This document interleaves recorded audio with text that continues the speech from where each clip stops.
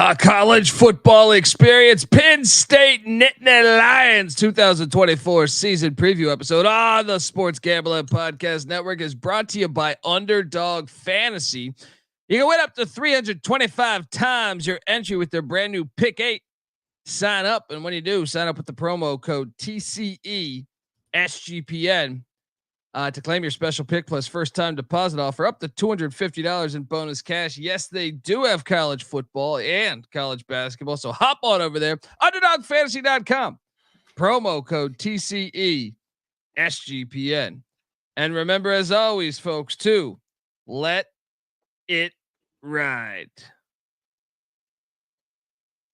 This is Mike Leach, head football coach at Mississippi State, and you're listening to SGPN.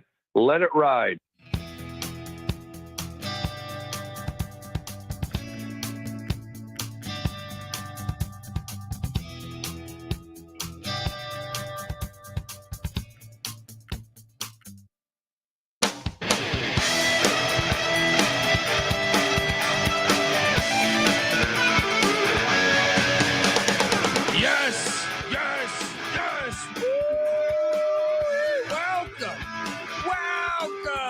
College football experience, Penn State Nittany Lions 2024 season preview episode. And hey, it's a big year. A lot of people look.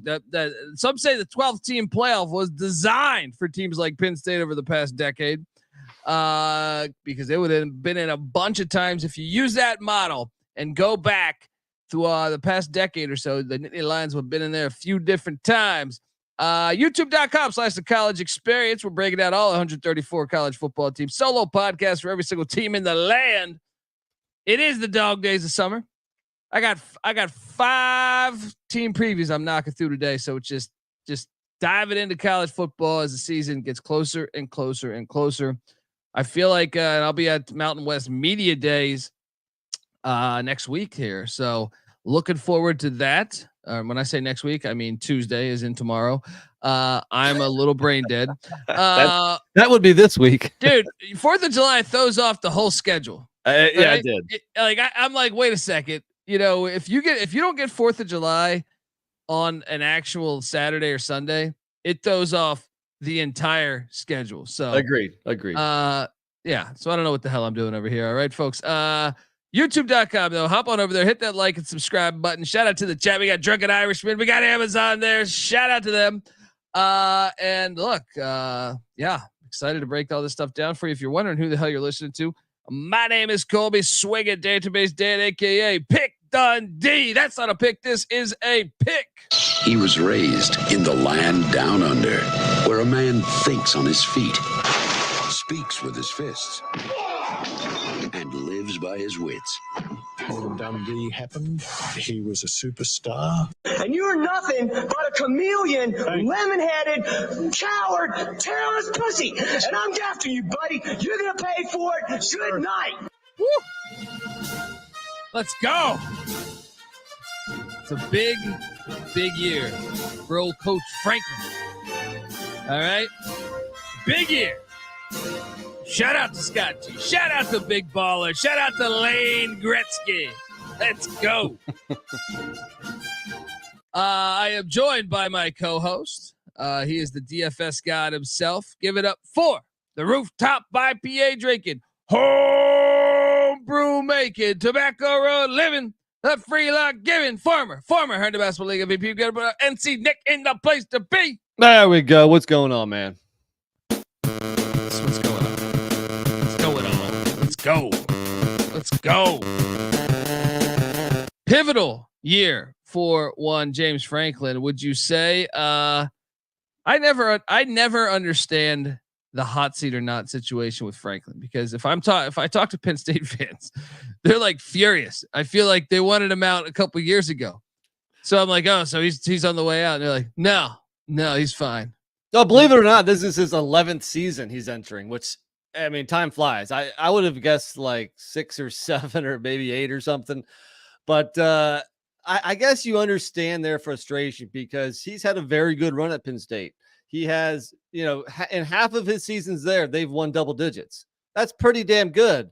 Yet he can't quite get over the top. And like you alluded to in the intro, that's why the 12-team playoff is so great for schools like Penn State, who have been damn good, but not quite good enough to get to the 4-team playoff. Look, the last 2 years, they've been 10-2 regular seasons. And the only teams they've lost to, Michigan and Ohio State, both years. Yeah. Go 10-2 this year, you're in the playoffs. Everybody's happy. Yeah, fair. Very fair. And you're out of the Big Ten East, so you won't play Ohio State and Michigan every year, more than likely. But folks, we're going to talk more about James Franklin in a second. I want to tell you, you are listening to the College Football Experience, part of the Sports Gambling Podcast Network. Check out Moon Off the Machine, Manji and Chris, as they get ready for the NFL season on the Propcast. All right, they got episodes dedicated to season-long props and the awards market. So check it all out. Plus, check out my pal CJ Sullivan, who will be on the College Football Experience later on today, previewing the Boilermakers. Check out CJ and his road to $10 million on the Bottom Line Bombs podcast. Tune in wherever you get your podcasts or the SGPN app. And remember, as always, folks, to let it ride. All right, we're back talking Nittany Lion football. We were talking James Franklin here. You look at what he's done. He's 112-54 in 13 seasons. Now, 3 of those were at Vanderbilt, 5 double-digit win seasons. All of those were at Penn State. And look, they lose Manny Diaz to Duke. I know NC Nick's. I don't know. I think you're happy with that. I don't know. We'll see. Cautiously optimistic. NC Nick is a Duke fan, so there is that. And then they lost Mike Yurcich is gone. He was their offensive coordinator. He was fired last season, like midway through or 3/4 through the season. So they're bringing in new coordinators on both sides of the ball. But where are you at with James Franklin, man? I know you touched on it saying, and he's got him right there. Now with the 12-team playoff, maybe Penn State fans can relax, but I do find it hilarious. They just extended him. But at the same time, I do feel like it is a huge year for him. If they don't make the 12-team playoff, Penn State kind of does have fuck you money where they could just be like, hey, all right, we got to move on. And I will mention this. It's funny doing that Nebraska preview that we both did. Go check out the Nebraska preview. All of our other Big Ten previews and Mountain West and SEC previews are out. Go listen to those. But kind of forgot about this angle. I was looking at the chat, or the comments after that Nebraska preview, and a Nebraska fan says, "I need Matt Rule to be good, but not too good, because if he's too good, he's going to be Penn State's next coach because he played linebacker at Penn State and he was a GA at Penn State, and he's got the background at Temple, so he knows the state really well." And I go, "That's a good point." That's kind of hard to say. Like, you would need a lot of dominoes to fall. Like, first off, you would need Franklin to not make the playoffs this year and maybe even next year. I don't think he's fired if he doesn't make the playoffs this year. Do you? Maybe because when they extended him, I know Penn State fans didn't want him extended. Like, I mean, I shouldn't say every Penn State fan, but I know a lot of Penn State fans have never been that happy with James Franklin. Yeah. So that puts it. Be careful what you wish for. Speaking of Nebraska, you still give them shit for firing Bo Pelini, who was having 10-win seasons. Oh, and even more so, Pelini we bring up a little bit. I say Frank Solich is the one that you're just like, whoa, right? But yes, Pelini was one that like you cursing at the employees. You don't fire him for that if you're winning games. All right. I think we all think Franklin's a good head coach. He had a good 3-year run at Vanderbilt, and just look at his win percentage and the amount of double-digit win seasons. You can't say he hasn't done a good job at Penn State. The question is he the coach to get you over the top? So far, that answer has been no, and that's why there is some frustration with the Nittany Lion faithful. Yeah, and I think if you look at this big, first off, did I not load this up? Oh no, there we go. The record against the Big Ten. He's 10-0 against Rutgers. He's got that feather in his cap. 9-1 against the Indiana Hoosiers. And that one loss was the COVID year with Penix, which was a questionable call, wasn't it? Very questionable. Very questionable. as he dove for the pylon. With 3-0 against Wisconsin, 5-2 against Iowa, 7-2 against those Maryland Terrapins, 4-2 against Illinois, but 3-0 against Purdue. But then this is, I'd say, where the cutoff is, because 3-2 against Northwestern. That's Not great. Perplexing there. 2-1 against the Minnesota Golden Gophers, 1-9 against the Ohio State Buckeyes, 3-7 against Michigan, and 5-5 against Michigan State.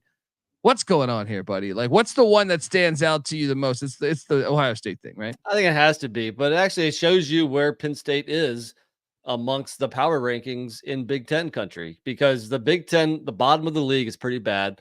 And yes, they've beat up on those teams, won almost all of them, or at least most of them, but they should do that. And his inability to beat Ohio State or Michigan, at least the last couple of years, is that's what we're talking about. That's why we're at where we're at. Yeah. 10-0 against Rutgers, though. Got that. You got that. Feather in your cap. They played the first ever college football game. All right. Let's talk a little bit about the well, first we mentioned bad losses for every program, in any of the power schools. These are the worst that I could find in that since 2000. Obviously, you have the group of 5 losses to Toledo and Houston and Ohio and UCF and Temple. That was at Temple, and I think that was against Matt Rule, now that I think about it. But then I put a couple bad P5 losses in the non-con, because I'm not going to count a normal loss to Northwestern or something as a horrible loss, because you just play them so much. But at Virginia, come on. That was with Paterno. Got swept with a home on Boston College, and then recently lost a bowl game to Kentucky. I feel like Penn State should never lose to Kentucky. Am I crazy? It's a bowl game, though. I mean, who knows who was playing, who wasn't playing, who was sitting, who cared. So I think you should remove a bowl game, and Kentucky is still an SEC team. So I wouldn't chalk it up as a bad loss. You hear that, Nittany Lion fans? He's saying Kentucky's on the same level as Penn State. Right? Read between the fucking lines. All right. Yeah. Let's talk about this offense from a year ago, though. They were 12th in the nation in scoring per game, 36.2 points per game. First in the Big Ten, 53rd in yards, just about 400 yards per game. Second in the Big Ten, 77th in passing, 5th in the Big Ten, and 28th nationally in rushing. That was first in the Big Ten. Man, you read a lot of these numbers and you're sitting there saying, like, damn, how the hell did this team not make the playoffs? But then you realize it was a 4-team invitational, which was bullshit from the start. But the one thing I guess that stands out is those are all great numbers, with the exception of 77th in passing. Yeah, exactly. I mean, the offense was good last year. I'll say it again, though. There was a lot of bad teams in the Big Ten, and I think some big scoring outputs like 42-0 versus Michigan State. I think that kind of doesn't show the complete picture, because when it mattered, they scored 12 points against Ohio State and 15 against Michigan. So stats can be deceiving. I think the Penn State offense was solid last year, pretty good. It certainly wasn't elite. How do you have numbers like this and you fire your OC midway through the season? That's a pretty good question. He's like, "What are you talking about? We got the 12th best scoring offense. You're firing me?" The first 6 games of the year, right before they played Ohio State, their lowest scoring output was 30 points on the road against the Fighting Illini. So yeah, kind of confusing there. But look, they need to play better against the top of the league. Yeah, 100%. And I mean, this is even funnier. Is Drew? Where are you at with Drew Allar? Because the 5-star prospect everyone was raving about, threw 25 touchdowns and just 2 interceptions. He broke the record, the FBS record, with 311 passing attempts without an interception for a freshman coming in, or for a first-time starter. Yeah, it's kind of crazy because you look at his stats and you're like, damn, 25-2. You don't realize that because when you were watching him play, he didn't jump off the screen. His completion percentage was below 60%. But again, it comes down to the big games, because that's what we remember. We remember him and the offense struggling mightily against Ohio State, Michigan, and even against Ole Miss in the bowl game. I think he was. I think he might have been south of 50% completion percentage in that game. So look, it was his sophomore season. It was his first time ever start being the main guy. So I think if you're a Penn State fan, you're going to talk yourself into the fact that now he's an upperclassman. Now with a season as a starting quarterback under his belt, that he can get better and become one of the best QBs in the conference. Yeah, stats can be deceiving because like you look back and he did throw for over 300 against Dub V, right? And 3 touchdowns. And after that game, I think we were like, oh, wow. But after that, he didn't really have a 300-yard game, but he did like light up a couple shitty teams there. Like he did, well against obviously Delaware, and Indiana and Maryland and Michigan State. He almost threw for 300 against Michigan State, but there's some red flag games too against Iowa. He did throw 4 touchdowns against Iowa, but he also threw for $166. He only threw for 189 and 1 score against Northwestern, 54% completion percentage. He then threw for 70 yards against Michigan, 10 of 22, 70 yards, 1 touchdown against Michigan. And that's what the ones that stand out are these performances to me. It was like he was 18 of 42 against Ohio State, 42% completion percentage, 1 touchdown. And then the Rutgers game, he was 6 of 13 for 79 yards, no scores, nothing. So like he had his struggles. Like it's crazy that his stat line reads like that, because if you didn't watch the games, then you don't know that he was, like, we joke around and say he was the check down god in those games, but in those big games. Yeah. But And also throughout the first half of the year, he was awful on the road. The at Illinois, at Northwestern, at Ohio State games, he played awful. Now, the second half of the year, he had pretty good games at Maryland and at Michigan State, but Maryland is not a hostile environment, and Michigan State had completely phoned Michigan State, they played in that fucking dome at Ford Field. They took you're right. out of East Lansing. You're right. Good point. Yeah. So really the only like true road game where he had a good game was at Maryland. So you're concerned about him on the road, especially when we look at this coming schedule. This year, he has a tough road game week 1. So I don't know. What are your thoughts? Is he a good quarterback? Can he lead Penn State to the college football playoffs, or is he overrated? I mean, as of right now, he's overrated. Yeah. But could he? He's obviously talented. He was a 5-star, but I would have maybe added a backup. Because I mean, if you're that bad, and the question is he coaching for his job or not? Because if he's got time, I guess if you're frank, then you're like, I just re-up, buyout's huge. I think all the chips are pushed in on Drew Allar. So it's up to him to have a much better junior season compared to a sophomore season, even if his stats were pretty damn impressive last year. Yeah. They bring 6 starters back on the offensive side of the ball. We're going to talk more about that in a second, but I want to tell you that the Penn State Nittany Lions season preview episode on the Sports Gambling Podcast Network is brought to you by Underdog Fantasy. Pick 8's now live. Create entries up to 8 picks, and Underdog will automatically double flex entries, so you can miss up to 2 picks and still win your entry with more picks to make and extra ways to win. The excitement is higher than ever. And the best part, you can win up to 325 times your original amount. You can now use specials and boost on all flexed entries. Don't miss your chance to try it out before it's gone. Sign up, and when you do, sign up with the promo code TCESGPN to claim your special pick plus first time deposit offer up to $250 in bonus cash. UnderdogFantasy.com, promo code TCESGPN. We're also brought to you by Circa Survivor and Circa Millions. Yes, I will be at the Circa this time tomorrow, God willing, for the Mountain West Media Day. But Circa Sports is back with Circa Survivor and Circa Millions, giving away $16 million in guaranteed prizes. And of course, Circa contests have no rake. Circa Millions, pick 5 NFL teams, ATS, each week and compete for $6 million or survive the NFL gauntlet to claim the $10 million prize. Sign up in person at Circa Sports between now and September 7th and use a proxy to play from anywhere.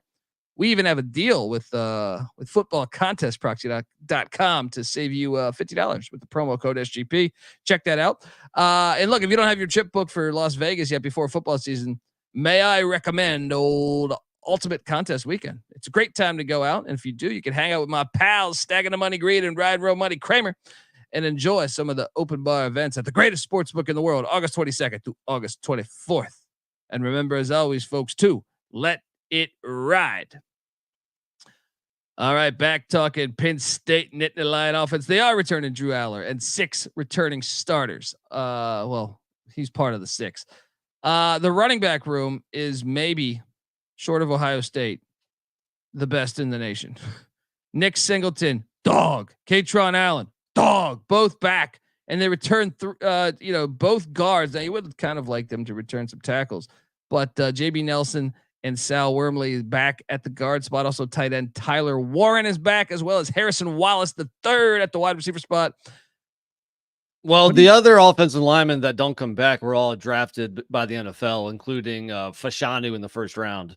So while it's nice to send some of your guys to the league, they do have some pieces to replace here. And I know you're going to touch on the portal, but they didn't really address O-line in the portal, which makes me think that Franklin is comfortable with the depth they had last year, and some of the guys that were on the bench will emerge as starters and be just fine. Because look, Penn State has money to go get players in the portal. Yeah. And they didn't really do that with the O-line. So I guess you could argue that it's that position or that unit should be an area of concern.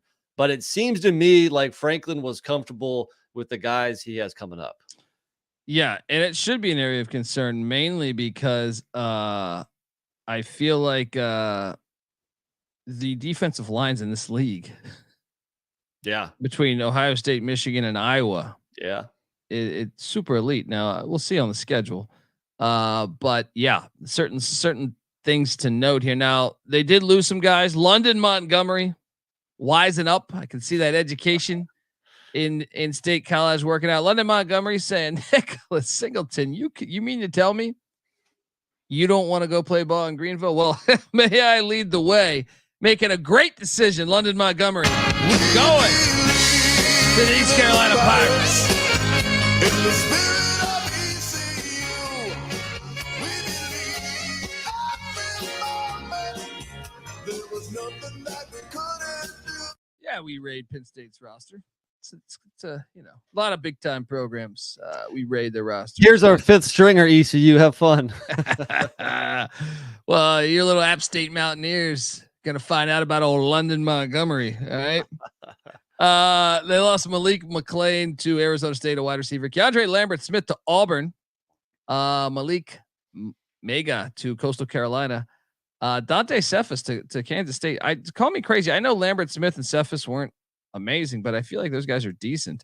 I think they are decent, but they were disappointing last year. I think. What was that? But if you're checking down so much, is that the receivers or is that your quarterback's inexperience? It might be a combination of the two, but I don't think Franklin was happy with the receiver unit they had last year, and that's why they let Lambert Smith and Cephas walk. Cephas was almost invisible. Lambert Smith led the team in receptions and yardage, but still, he wasn't as good as some of the Penn State receivers that we've seen come through there of late, like Jahan Dotson and others. So, and they did address it a little bit in the portal, but I guess you're concerned a little bit with them leaving, and it doesn't seem like it's a very deep receiver room at the moment. Yeah. I'm interested to watch both those wide receivers at their new destinations, because I think it's a serious question. It's like, what do those receivers suck, or was that Drew Allar not wanting to stretch the field and play conservatively? Yeah. The funny thing, between the 2 tight ends last year, Tyler Warren and Theo Johnson, another player that was drafted by the NFL, they both had 7 touchdowns. So the 2 tight ends had 14 touchdowns, and all the receivers combined were nowhere near that. Lambert Smith had 4, Cephas had 2, Harrison Wallace, who's returning, just had 1, and a couple other guys, just with one of them. Hell, even the 3rd string tight end, Khalil Dinkins, had 2 touchdowns. So he definitely favored going to the tight end, especially in the red zone. I think this year they got to get the ball to the receivers. They got to go deep, get the ball on the outside more than they did last year, for sure. And it's perfect to he needs to get, Dinkins. It just makes perfect sense. Khalil Dinkins, dink and dunk, right? That's what I'm saying. Let me throw the ball to him. Christian Driver transfers out to Minnesota as well. They're on the schedule, I believe. Lost offensive tackle Ibrahim Traore. Offensive lineman Golden Israel Achumba, And yeah, that's what they lost on the offside ball. They did go out and get a couple guys. They did get a tackle, Nolan Rucci. Yeah, from the Wisconsin Badgers. That is, and Julian Fleming from Ohio State. Well, yeah, any Ohio State receiver is a fucking stud. So okay. Kicker Chase Meyer also comes in from the Tulsa Golden Hurricane, giving them some stability in the kicking game if they're in some close games. Yeah, I mean, Fleming's a stud. I'm sure he's going to be fine as long as they throw the ball down the field. I'm fascinated by seeing though his numbers. We'll see if Allar steps it up to the next level. And we'll see if Fleming can be the number one target. You know, he was good at Ohio State, being like the third or fourth option. You know, is he good enough to be the main option? And can some of the younger receivers who didn't play much last year, I'm talking about Caden Saunders or Harrison Wallace, they need to emerge as well. The receivers need to be better last year. Than last year. 100%. Look, folks, before we talk defense, what I tell you, the Penn State season preview on the college football experience is brought to you by Rhythm. If you're betting on player props, then you need to download Rhythm. Rhythm is the go-to sports betting tool that transforms complex data into actionable insights, empowering bettors with smarter, data-driven decisions. Unlike other platforms, Rhythms combines advanced predictive analytics with an intuitive user experience, making betting both easy and enjoyable. Rhythm's predictive models were born from the brains of MIT data scientists and quants with over 3 years of data that help drive you to better AI-backed betting decisions. So claim your free 7-day trial period today by going to sportsgamblingpodcast.com/rhythm. That's RITHMM. That's sportsgamblingpodcast.com/rhythm. Back talking Penn State ball. I see 20 MC is a Michigan fan. He's upset he doesn't get to get James Franklin on the schedule this year. Talking that shit.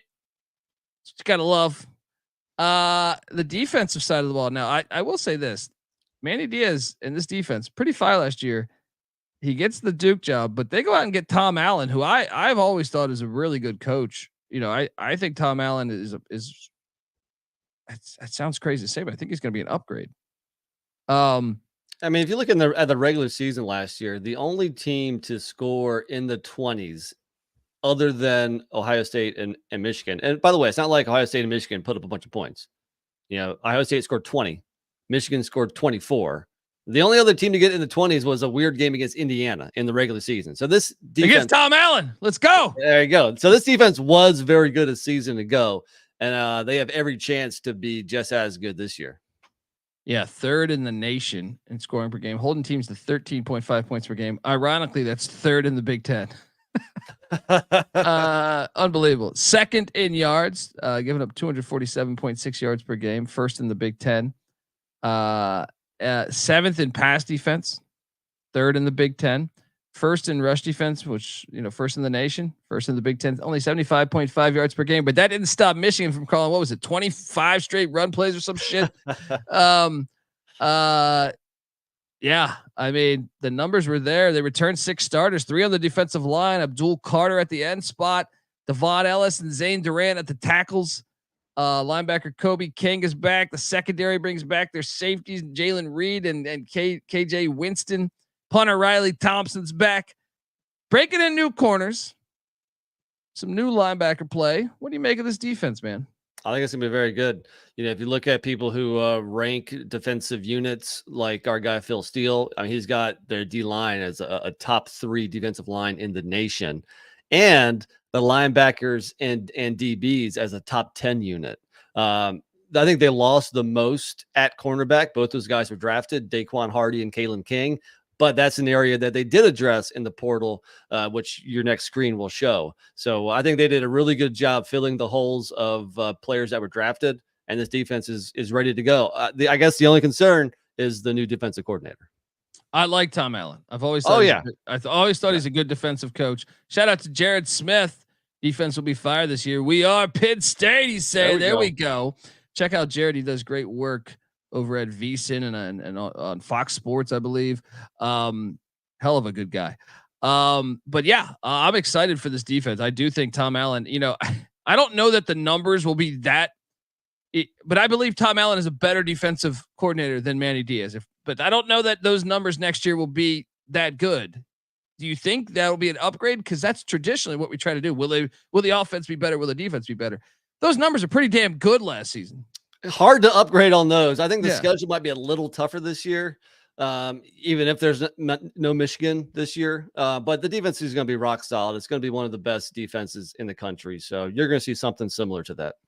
Yeah. Shout out to Cannabis Capper. He says, this sounds troubling. No.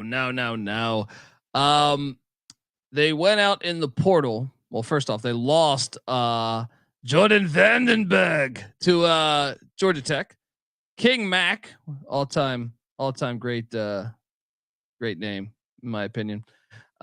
Should definitely be a rapper. King Mac goes out to Alabama. Punter Alex Bachetta to the Rice Owls. And as Jared said, he's more concerned with the QB spot. I think everybody is. That's the big X factor. Is Drew Allar in second year of his offense essentially. Yeah, I mean, not a lot of substantial losses. King Mac would be the one that stands out, but they went out in the portal. They got Jordan Mayer from Wisconsin. They grabbed a guy from Wisconsin on the offensive line. They grabbed a guy from Wisconsin on the defensive line, and they are on the schedule this year.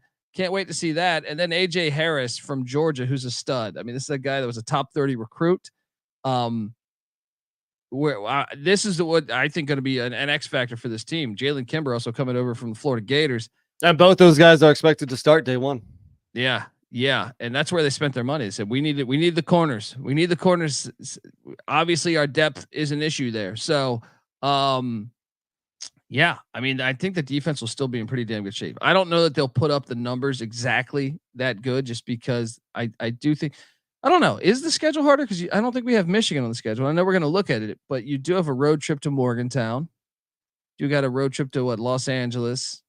So I don't know. We'll compare in a minute. I guess it's fairly comparable. Yeah. But look, I mean, this is something. The win total is set at 10.5 to make the Big Ten championships, or to win the Big Ten. Sorry, not to make, to win the Big Ten championships plus 500, to make the 12-team playoff minus 140, to miss it plus 110, to win the Natty plus 2200. What stands out to you right there? Because the win total is juiced heavily on the under. It is minus 165, right? Yeah, so it's plus 140 on the over, minus 165 on the under. Honestly, like on the surface, until they can prove it to me, I would probably think this is a 10-2 team, but I'm not laying minus 165 on that. No way in hell. It's also kind of hard to lay minus 140 on making the playoff. But if they are a 10-win team, if they go 10-2, and even if they miss out on the Big Ten championship game, you would think that would be good enough to make the 12-team playoff. So I don't know. It's kind of hard to think of any of these that I might actually bet. What's your favorite? I think it's 9-3 might even get them in the playoffs. When I did this, when I looked at the past 10 years of them with the 12-team playoff, not Penn State, but college football, there was a couple. I mean, a lot of 9-3 teams would get in. So it matters who your wins probably are and where you're at ranking wise. But that one stands out to me at minus 140 because if they're 9-3, they still have a decent shot at it.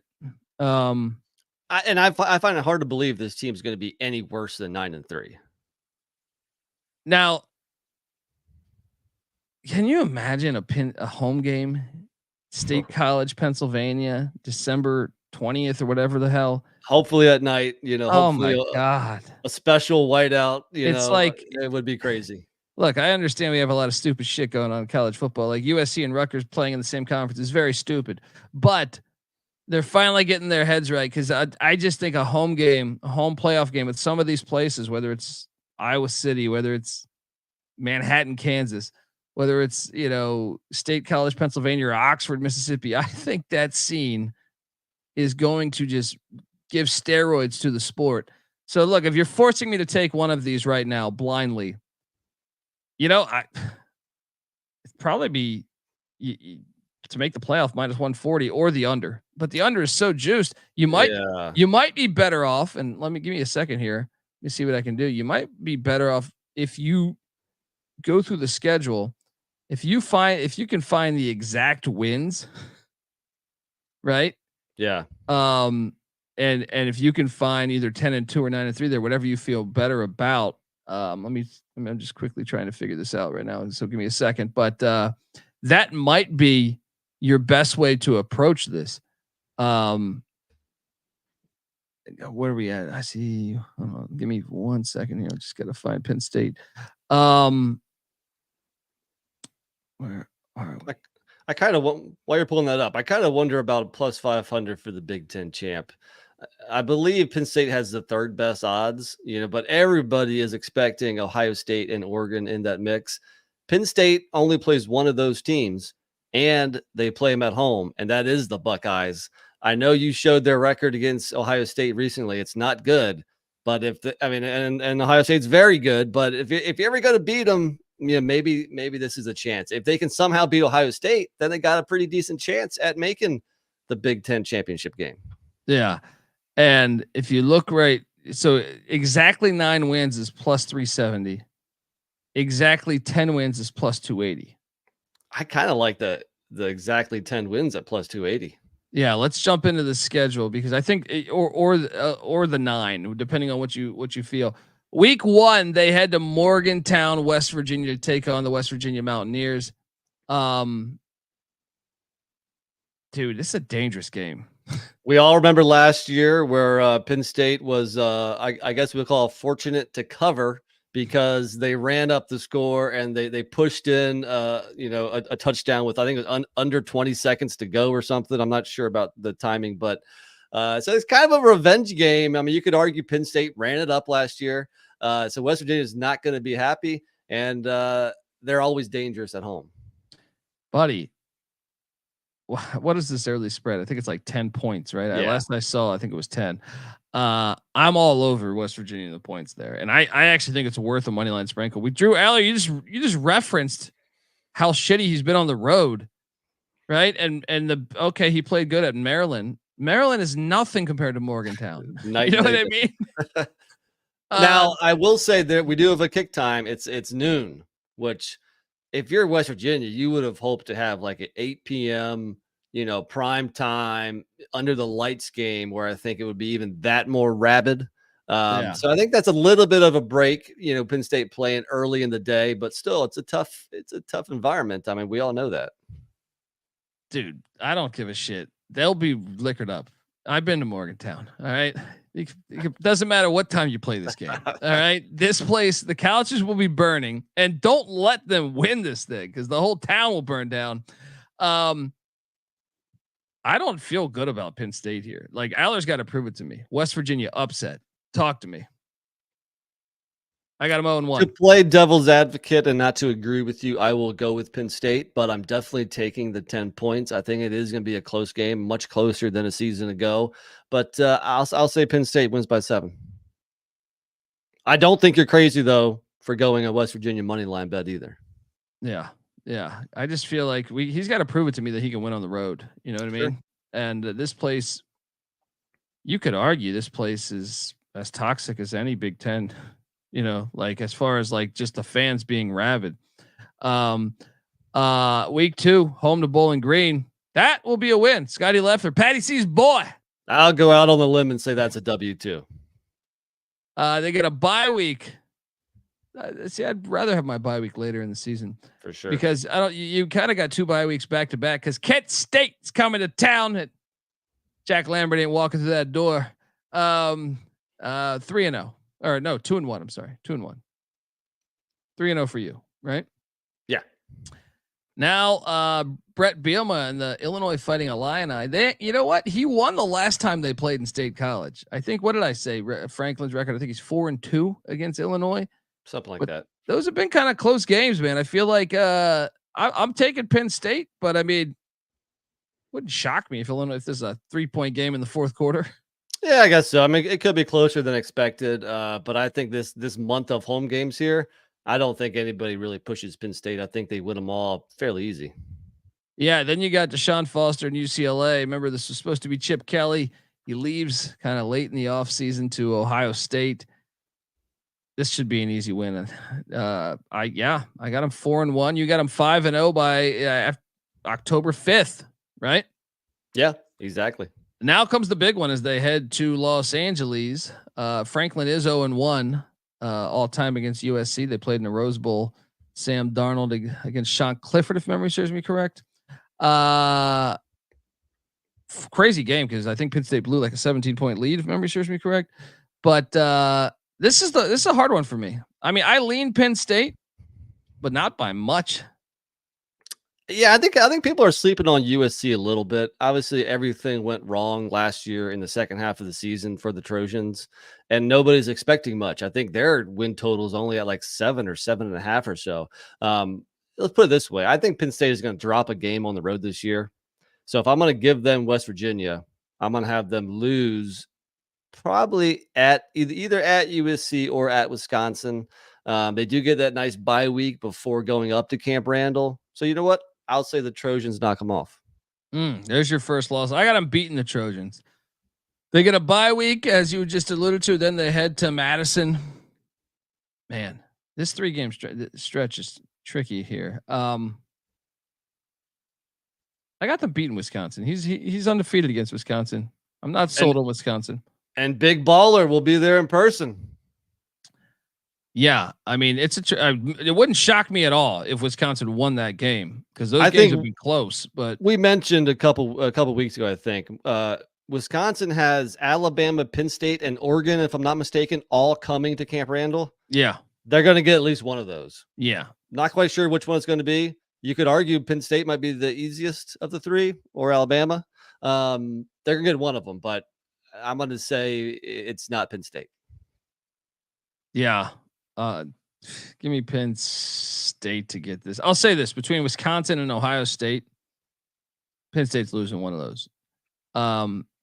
Their only win, what did I say, is 1-9 against Ohio State is James Franklin. The only win was on a blocked field goal return for a touchdown. Yeah, so, I'm sorry. Prove it to me. Show it to me first. That week, on Saturday, November 2nd, I have the Buckeyes, going in Happy Valley and beating Penn State. Me too, and that's the second loss. I will say this Washington game, I'm not high on Washington this year at all, really. But I do think getting them in November is much harder than getting them in October or September because the team will be a little more figured out. But I still think Washington is just kind of all over the place. I actually think they're this year's TCU.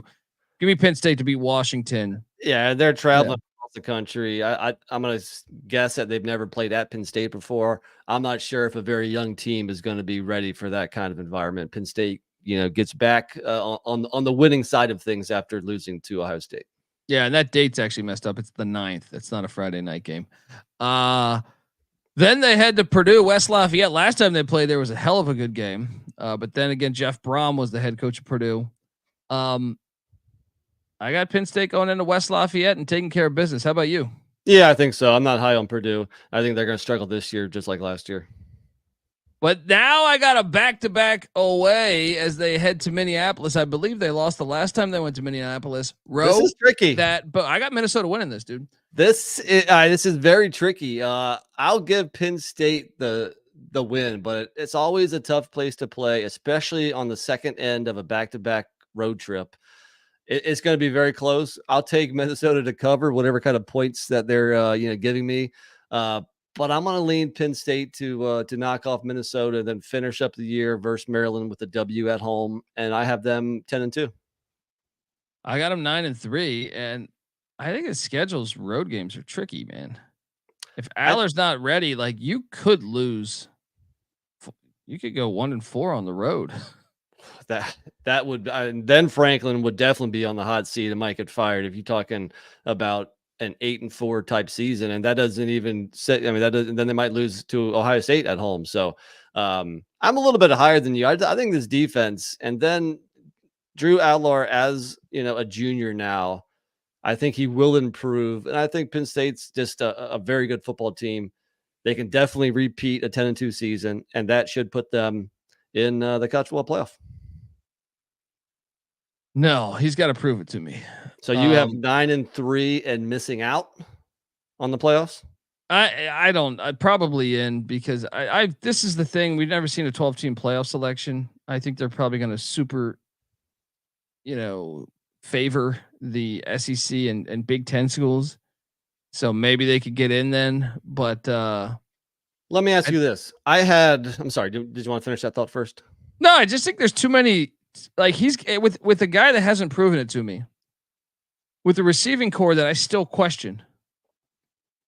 There's too many potholes to me. Like, okay, it wouldn't surprise me if they're 10-2, but I just think he's got to prove it to me. There's too many spots to me where it's West Virginia. I even think Illinois can give them a game. I think USC is a losable game. Wisconsin's a losable game. Ohio State's a losable game. Shit. If Fish has got Washington ahead of schedule, which like I said, I question that. I question the hire even. But I mean, this team did play in the national championship last year. And you're getting them in November. And then the Minnesota spot, I think, is very tricky. Well, I would say the road trips are tougher this year compared to last year. Last year they had at Illinois, at Northwestern, at Ohio State, at Maryland, at Michigan State. And that wasn't even at Michigan State. That was a neutral. Yeah. Yeah, you correct me, definitely. So really, they only had 4 true road games, and really they blew out all those opponents other than Ohio State. This year, having the out of conference road game at West Virginia is tough, and then at USC, at Wisconsin, those aren't easy places to win. And then throw in that Minnesota game, and maybe you could even talk about the Purdue game being a little tricky. I don't think they have any problems there. But so I had them losing 2 conference games. But let me ask you this: what if they lose? Say they're still 10-2, but they lose to West Virginia and Ohio State, and they only have 1 loss in conference. Will that be enough to get them into the Big Ten championship game? There might be some kind of tiebreaker scenario. They need to release these tiebreaker things. Yes. Say Oregon beats Ohio State, and then Oregon loses a game to somebody else, and you have Michigan. Oregon loses at Michigan. There you go. Ohio State beats Penn State, so you have a 3-way tie there, right? Right. But also Iowa would lose to Ohio State, but Iowa doesn't play Penn State or Oregon. They could certainly be in the mix as well. Or Michigan. I don't know if Michigan's ready to be there just yet, but those 4 teams could all be sitting there with just 1 loss in conference. I think they would choose Ohio State and Oregon there, if I had to guess. That's who they'd want to choose for sure. I think not only would you have the rankings, but Ohio State would have the head-to-head with Penn State. Ohio State would have the head-to-head with Iowa. And then Oregon would have the head-to-head over Ohio State. Right? Well, it all depends on what the tiebreaker scenario is. What if it's whoever's highest in the bowl rankings or the college ball playoff rankings? I think though that's why the preseason rankings matter so much, because you never drop back that much. That's why, which is absolutely ridiculous, because it shouldn't matter. It's very horrible. But I do think then it would be Oregon and Ohio State in the championship game.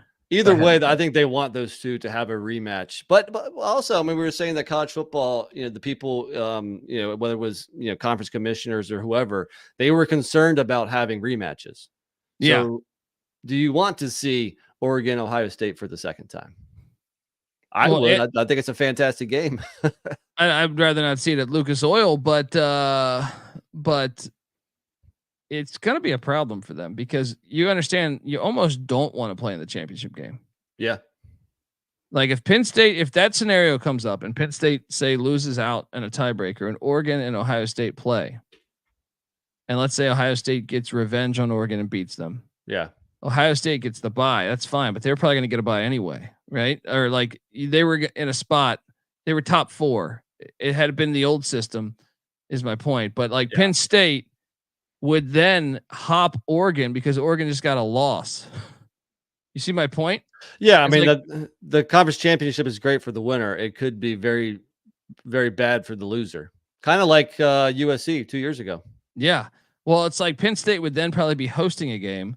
Maybe even Iowa's hosting a game, but Oregon might now have a road game because they lost. If they make it at all. Yeah. It's horrible. You don't want to play in that game. They got to get rid of championship games. They got to get rid of it, but they won't, because they make too much money for the TV companies. Right. It's just stupid. It doesn't make any sense. So wait, you're that good, so you have to play an extra game, and by you playing that extra game, it jeopardizes your playoff hopes. That's insane. That's absolutely fucking insane. Anyway, I back to the original win total. And by the way, if you're wondering on the right, I did power rank the games 1 through 12, but the original win total, I lean under here, man. I feel pretty good about the under. Seems like you do too. Yeah, I do. I think this is a 10-2 team. You can maybe even argue 9-3. If everything goes right, could they go 11-1? Of course. But the real prohibitive thing here is that you got to lay that minus 165 if you're going to bet an under, and that's just too much for me. I agree. I'm fascinated by watching this season though with Penn State. I do think they could go 11-1. I mean, and look, I don't even think it's that crazy for them if they get the bye week. Imagine if Penn State's playing Iowa in the Big Ten championship. Then they get a bye week, even though I'd rather see a game at State College in December. But then, maybe you get Kansas State or Oklahoma State the second round. And next thing you know, like you're a legit contender for the national championship there. Yeah, so sure. If you're a Penn State fan, it's worth sprinkling a little bit. Yeah, I'm on the under. I feel pretty good about it. Will this be on your locks pod? No, I don't think so, because like I just said, I think, well, first off, I'm not, my locks are going to be things I actually bet. And again, I'm not laying that much juice for an under. And I do think Penn State, if everything goes right, they could have a pretty special year and win 11 or 12 games. Will James Franklin be coaching here next year? I think so. All right, there we go. All right, folks, that's our show. Make sure you check us out. We got the Ohio State preview coming up in a couple hours, followed by the Purdue Boilermaker preview with CJ Sullivan. And then tonight we got the Rutgers Scarlet Knights preview with Patty C. Check them all out. Drip Tona saying how many teams get to host a playoff game? Only 4. Yeah. So, so the first 4 teams get a bye. So teams 5 through 8 host playoff games against seeds 9 through 12. And they're going to expand this thing so fast. A, because major fan bases will be completely on the outside of the playoffs because some wacky tiebreaker. And B, because when you see how much money State College makes and Penn State makes by an additional home game, playoff game, Alabama's going to be sitting there, whoever, is going to say, what the fuck, man, we got to buy. We're not making that type of money. They're making, they probably just made a couple $1 million. My question is that money shared? Is that like, obviously I think the TV money's shared, but even like tickets, that's not shared. That probably goes to the home team, right? I would assume so. And then everything within the town, hotels. That's what I'm saying. And bars and every single little thing. I think if you're Georgia, you're gonna be saying, what the fuck, man? If you're mayor of Athens, you're saying, hey, what are we doing here? Yeah. Let's go to 16. Anyway, folks, I'm on the under. NC Nick's on the under. Give him a follow on Twitter at NC__NICK. I'm on Twitter at TheColbyD. The College Football Experience is on Twitter at TCE on SGPN. Follow away. Also, YouTube.com/The College Experience.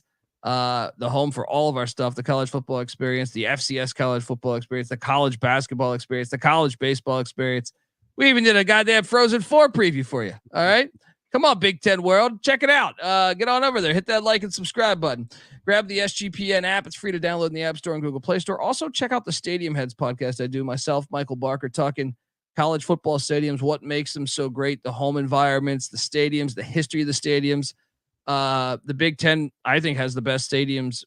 Like if we had to do per conference, I think the Big Ten with their new additions, mixing that with their old ones, I think it's the best conference for stadiums in college football.